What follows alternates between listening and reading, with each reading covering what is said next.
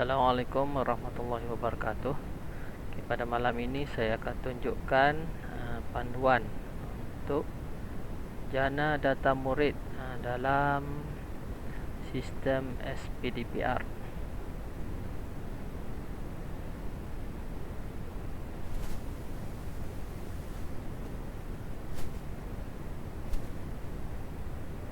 Langkah pertama sekali kita perlu login sistem SPDPR menggunakan ID admin sekolah.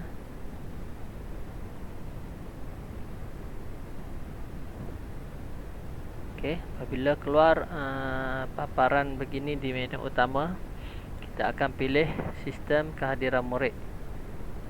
Kita klik pada sistem kehadiran murid.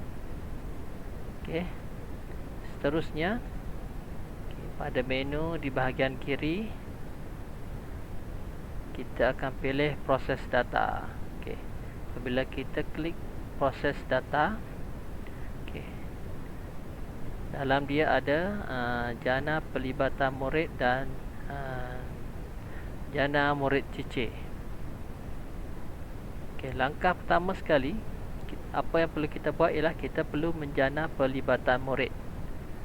Kalau kita terus jana murid cicir, semua pelajar kita akan menjadi pelajar cicir, dan tempoh pelaksanaan PDPR juga adalah tidak betul.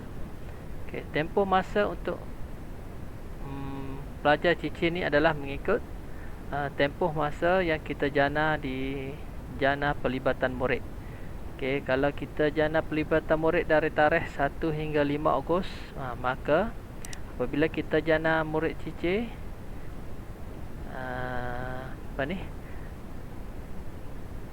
dia akan mengikut tarikh yang kita pilih di bahagian jana pelibatan murid tadi. Kalau kita pilih tarikh dari 1 hingga 5 Ogos, di bahagian jana pelibatan murid, maka di jana murid cicir ni dia akan keluar senarai nama murid yang tidak mengikuti PDPR untuk tempoh 1 hingga 5 Ogos jugalah. Seterusnya adalah bahagian export data.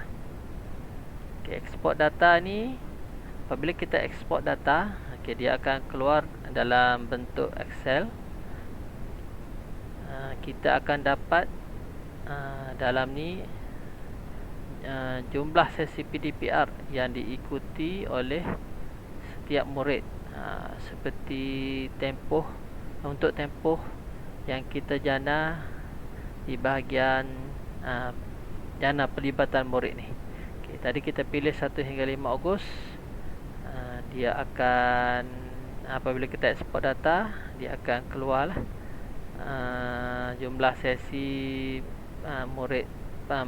pelibatan murid dalam PDPR untuk tempoh 1 hingga 5 Ogos. Begitu juga export data cicir. Dia akan keluar senarai pelajar cicir untuk tempoh 1 hingga 5 Ogos. Kita tidak boleh export data-data ni, export data ikut dan data cicir ni, jika kita tidak jana pelibatan murid. Kalau kita jana juga, dia hanya akan keluar Excel kosong saja, tanpa apa-apa data. Di bahagian jana pelibatan murid, apabila kita jana pelibatan murid, contohnya untuk tempoh 1 hingga 5 Ogos, kita klik jana. Dia akan keluar keseluruhan data. Tadi kita pilih 1 hingga 5 Ogos. Kita jana. Ini adalah data 1 hingga 5 Ogos. Dan tarikh yang kita jana ialah 23 Ogos. Okey, ini tarikh kita jana.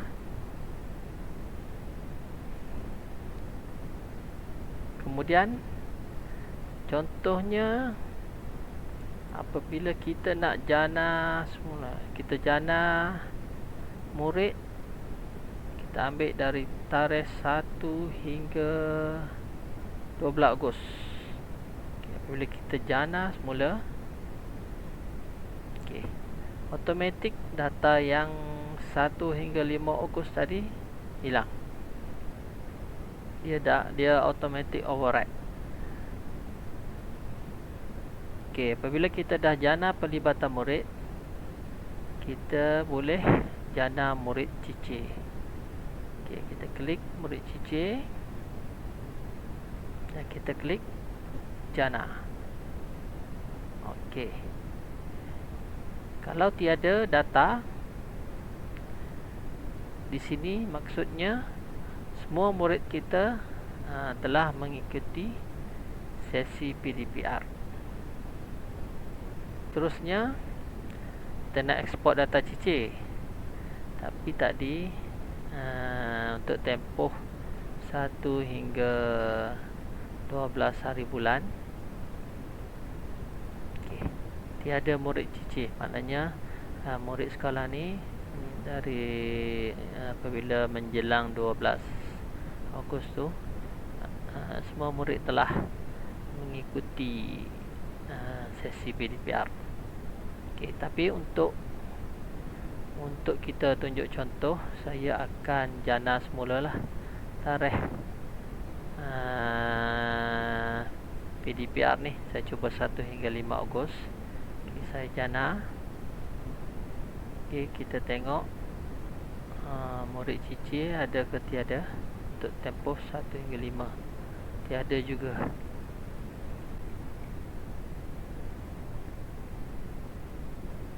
Okey, kita jana murid untuk tempoh 1 hari ya. Kita nak tengok contoh murid cicir.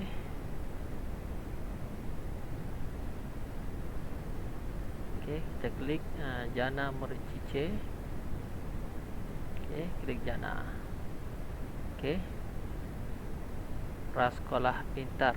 Okey, ada 12 orang murid cicir untuk tempoh 1 Ogos lah, untuk tempoh 1 Ogos 1 hari. Okey, seterusnya kita akan ekspor data cicir.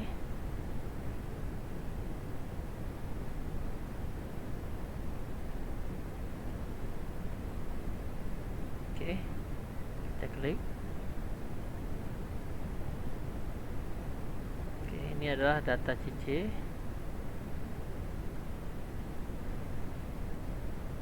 Okey,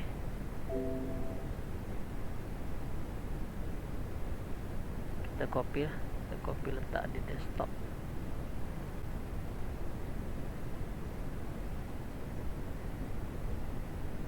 Okey, untuk pelaporan ke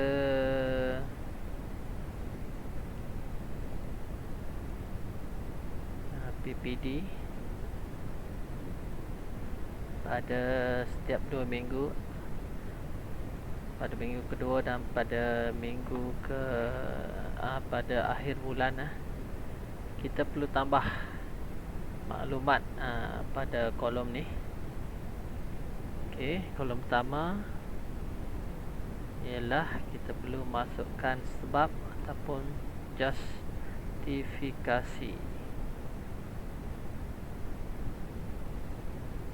Okey, pada kolom kedua, keterangan daripada sebab ataupun justifikasi tadi, dan juga intervensi yang dilakukan oleh pihak sekolah terhadap murid cicir ni. Okey, pada bahagian justifikasi ni, yang telah ditetapkan oleh BPSH.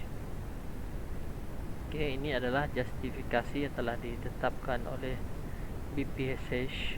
Okay, saya akan copy dia untuk kita buat satu drop down lah. Saya copy letak di bahagian bawah untuk sebab dan justifikasi tadi.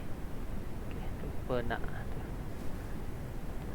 copy sekali justifikasi. Okay, bila jumlah pelajar ramai, okay, agak sukar untuk kita type dia. Okay, kita akan buat menu drop down lah. Okay, sebelum tu kita bagi kotak dulu, bagi duduk dalam border dulu. Okay, cara dia untuk kita buat drop down tadi. Okay, kita pergi ke data dan kita pilih data validation. Klik data validation. Okay, akan keluar macam ni. Pada bahagian setting ni, kita akan pilih list list, dan source dia kita akan pilih sini. Kita akan klik pada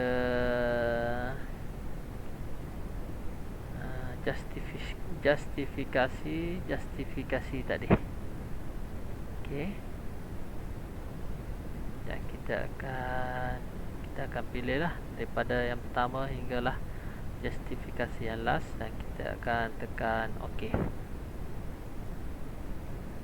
Okey, sebelum kita pilih apa-apa justifikasi untuk pelajar pertama ni, kita kena tarik dulu macam ni sampailah ke bahagian akhir pelajar. Okay, barulah dia akan ada pada setiap kotak. Okay, kita akan pilih contohnya justifikasi pertama. Okay, sebab dia terlalu panjang, kita kena ubah kotak ni biar agar dia muat lah. Okey, macam ni.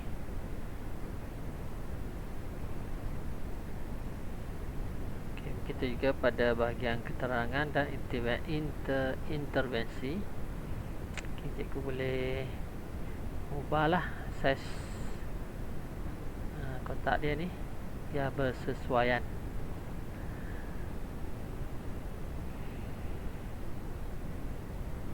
Dan okey, saya rasa itu saja untuk pelaporan murid CC ni. Dan sekian, terima kasih. Assalamualaikum warahmatullahi wabarakatuh.